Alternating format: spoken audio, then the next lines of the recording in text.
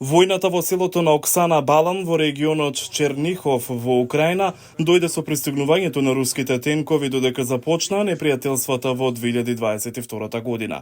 Незиното семејство најмногу ги избегнувало бомбите и куршумите, но напорите на незината 14 годишна ќерка Софија да документира инвазијата на социјалните мрежи го привлекоа вниманието на руските власти.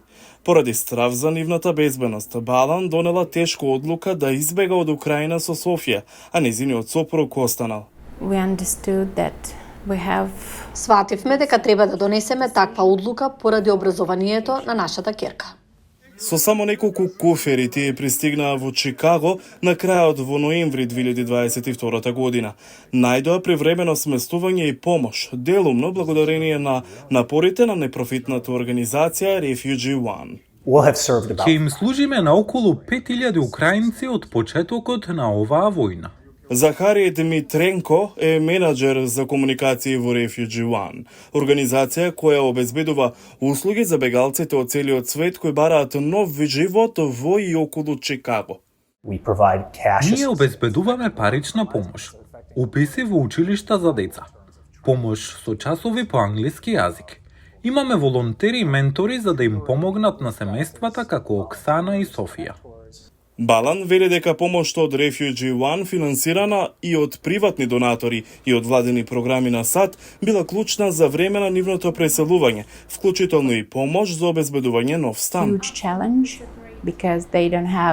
За новодојдените тоа е огромен предизвик, затоа што немаат социјално осигурување, каков било кредитен рейтинг. Можеби немаат доволно плата за тоа. На тоа работевме неколку месеци и успеавме. Да не дојдоа тогаш, нивниот живот веројатно ќе беше драматично поинаков. Целокупниот финансиски пакет за хуманитарни програми и војна помош поврзани со Украина заврши на 30 септември, на затворањето на фискалната година на владата на САД, за преното финансирање со влијание врз работата на организацијата Refugee One. Веќе не можеме ниту да примаме или да им помагаме на украинците кои пристигнуваат во САД по 30 септември 2023 година. Можеме да работиме со сите што пристигнале пред тој период.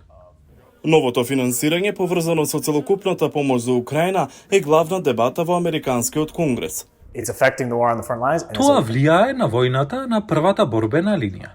Влијае на војната што се случува овде во Чикаго во однос на обидот да се справиме со ситуацијата на луѓето кои не можат да ги обноват своите животи во земјата.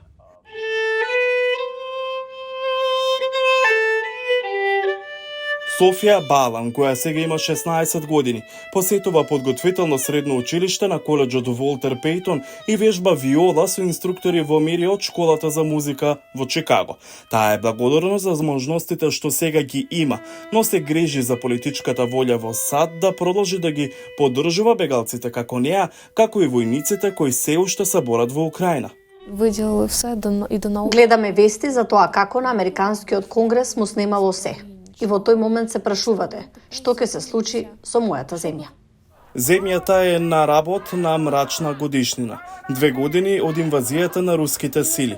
Високиот комесар за бегалци на Обединетите нации проценува дека повеќе од 6 милиони луѓе ја напуштиле Украина од почетокот на војната во февруари 2022 година.